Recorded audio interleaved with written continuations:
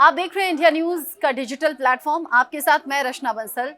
बागेश्वर बाबा के नाम से मशहूर धीरेन्द्र कृष्ण शास्त्री, जो कि आने वाली 13 से लेकर 17 तक बिहार में रहने वाले हैं, हनुमान कथा करने वाले हैं और उनके इस कार्यक्रम को लेकर उत्सुकता एक अलग लेवल पर देखने को मिल रही है। और मैं कहूंगी कि बीजेपी के जितने बड़े चेहरे हैं और मंत्री हैं वो अब समर्थन में जुट गए हैं, एक तरीके से चैलेंज दे रहे हैं कि कोई इस कार्यक्रम को रोक कर दिखाए। इससे पहले भी हमने देखा है देश के अलग अलग राज्यों में जब धीरेन्द्र शास्त्री पहुंचे तो समर्थन में बीजेपी लीडर्स आ गए और उन्होंने कहा कि बेहतर धार्मिक गुरु हैं और हिंदू राष्ट्र के लिए लड़ रहे हैं, ये अच्छी बात है, अप्रिशिएट करना चाहिए और सहयोग करना चाहिए, साथ देना चाहिए।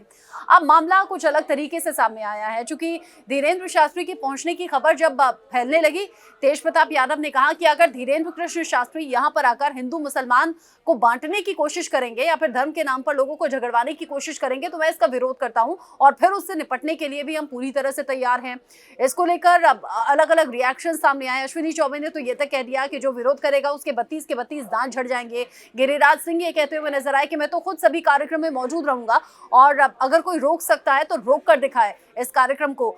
यहाँ भगवान के किसी कार्यक्रम को रोकना अनुचित होगा, ठीक नहीं होगा। ये धर्म की बात रही। धर्म के साथ ही लोगों को बड़ा जुड़ाव रहता है, बड़ा लगाव रहता है और धर्म के नाम पर यहाँ सियासत भी खूब हो रही है। जैसे मैंने कहा कि बीजेपी के नेता सपोर्ट कर रहे हैं, बिहार सरकार इसका विरोध करते हुए अलग अलग चेहरों के जरिए हम देख रहे हैं। इस बीच सुरेंद्र यादव, जो कि बिहार सरकार में मंत्री हैं, उन्होंने एक बड़ा बयान दे दिया है और मैं कहूंगी कि ये विवादित बयान उनके जरिए दिया गया है। बिहार सरकार में सहकारिता मंत्री हैं सुरेंद्र यादव। वो कहते हैं कि धीरेन्द्र शास्त्री जिस तरह के कार्यक्रम करते हैं उसमें हमारे घर की बहन बेटियां पहुंचती हैं, भूत प्रेत उतारने के नाम पर वो वहां कार्यक्रम में उन्हें नचाने लगते हैं और नचाते नचाते उनके कपड़े खुल जाया करते हैं। उनके इस बयान के बाद विवाद बढ़ता चला जा रहा है और उनके बयान की आलोचना भी हो रही है। ये विवादित बयान देकर सुरेंद्र यादव ने न सिर्फ अपनी बल्कि बिहार सरकार की मुश्किलें बढ़ा दी हैं। वो कह रहे हैं कि जब हमारी बहन बेटियों के कपड़े खुल जाते हैं धीरेन्द्र शास्त्री के प्रोग्राम में, तो क्यों नहीं वो लोग अपने घर की बहन बेटियों को वहां पर भेजते जो कि सपोर्ट कर रहे हैं। यानी कि इशारा सीधे सीधे उन नेताओं की तरफ था, उन बड़े चेहरों की तरफ था जो कि धीरेन्द्र कृष्ण शास्त्री के प्रोग्राम का समर्थन कर रहे थे और कह रहे थे कि लोगों को वहां पहुंचना चाहिए। तो सुरेंद्र यादव ने यहां निशाना साधते हुए ये कह दिया कि जो लोग समर्थन कर रहे हैं वो क्यों नहीं अपने घर की बहन बेटियों को यहां पर भेज दें। दरबार में क्यों नहीं उनकी घर की बहन बेटियां जाती। बागेश्वर बाबा के दरबार में जो महिलाएं जाती हैं वो नाचती हैं, भूत प्रेत उतारने के नाम पर उनके साथ तरह तरह के खिलवाड़ होते हैं और इस दौरान उनके कपड़े खुल जाया करते हैं। साथ ही उन्होंने कहा कि जो हाल आसाराम का हुआ वही हाल धीरेन्द्र कृष्ण शास्त्री का होगा।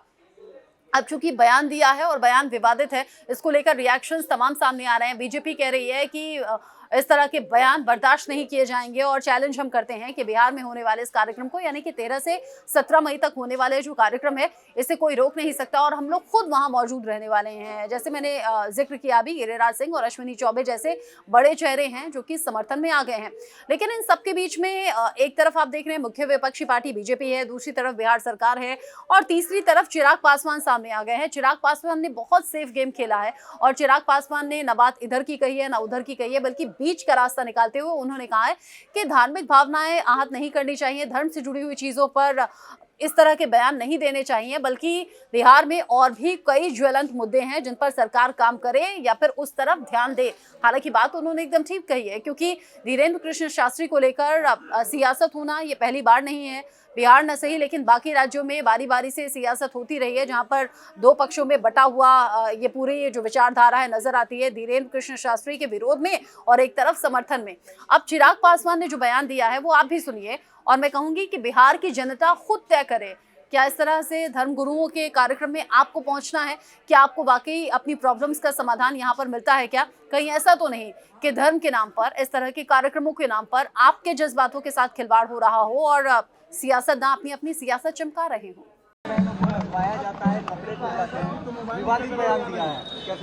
भाई मेरी समझ में नहीं आता कि सरकार को बिहार की ज्वलंत समस्याएं दिखती हैं कि नहीं दिखती हैं या ये लोग देखना नहीं चाहते। बार बार लोगों की आस्था, लोगों के विश्वास का मजाक उड़ाना और उस पर बयानबाजी करना। भाई हम हर बार कह चुके हैं कि व्यक्तिगत आस्था के विषय हैं ये।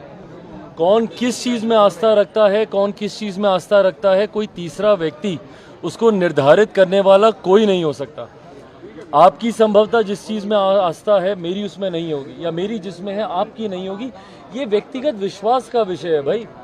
कई लोग हैं जो बाबा पे विश्वास करते हैं, कई लोग हैं जो बाबाओं पे विश्वास नहीं करते, वो छोड़ दीजिए ना उनके ऊपर। सरकार का काम ये नहीं है कि किसी की आस्था, किसी के विश्वास के ऊपर कोई टीका टिप्पणी करे। सरकार का काम है कि लोगों को उनकी ज़रूरतें मुहैया कराए, उनको सुविधाएं दे। क्या बिहार में तमाम और ज्वलंत विषय समाप्त हो गए? क्या पूरी की पूरी सरकार कौन से बाबा आ रहे हैं, कौन से बाबा नहीं आ रहे, छोड़ दीजिए ना लोगों के ऊपर भाई। लोग देखेंगे, समझेंगे अपना। कोई आएगा, मिलेंगे, नहीं आएगा, नहीं मिलेंगे, ये लोगों के ऊपर है। पर जब सरकार जब इसमें हस्तक्षेप करने लगती है तो ये दर्शाता है, पूर्णतः ये दर्शाता है कि सरकार ज्वलंत विषयों से ध्यान भटकाने के लिए इस तरीके की बयानबाजी कर रही है जो सरासर गलत है। चिराग जी, पटना हाईकोर्ट ने कास्ट बेस्ड सर्वे पर स्टे लगा दिया है। इसको लेकर बिहार सरकार ने रिट पिटीशन डाला है कि जल्दी सुनवाई हो। हाँ, रिट पिटीशन अब इनको डालने का याद आ रहा है ना कि जल्दी सुनवाई हो। भाई हम लोग शुरू से कहते आ रहे हैं कि जातीय जनगणना का हम लोग समर्थन करते हैं, और ऐसे दल जो इसका समर्थन करते हैं, क्यों नहीं सर्वदलीय बैठक बुलाई गई? क्यों नहीं तमाम दलों के सुझाव इसमें लिए गए? शुरू में भी जब ये जनगणना शुरू भी हुई थी उस वक्त भी हम लोगों ने आशंका जाहिर की थी कि भाई क्या हो रहा है, कैसे हो रहा है, प्रोसेस क्या है, क्या तरीका है, किसी को मालूम ही नहीं है। क्यों? क्योंकि मुख्यमंत्री Nitish Kumar ji single man army की तरह काम करते हैं। किसी से राय मशवरा सुझाव लेना वो ज़रूरी ही नहीं समझते हैं, और यही संभवतः कारण होगा कि इसका स्वरूप इतना कमज़ोर तैयार किया गया है कि सरकार अपने पक्ष को न्यायालय के समक्ष मजबूती से रख ही नहीं पाई होगी, और परिणाम स्वरूप न्यायालय ने इसके ऊपर अंतरिम रोक लगा दी है। अब देखते हैं कि भाई अब आने वाले दिनों में सरकार की मंशा अगर रहती तो इसको और मजबूती से करती ना। सरकार की मंशा रहती तो जितने भी दल जो समर्थन कर रहे हैं सबको साथ में लेती।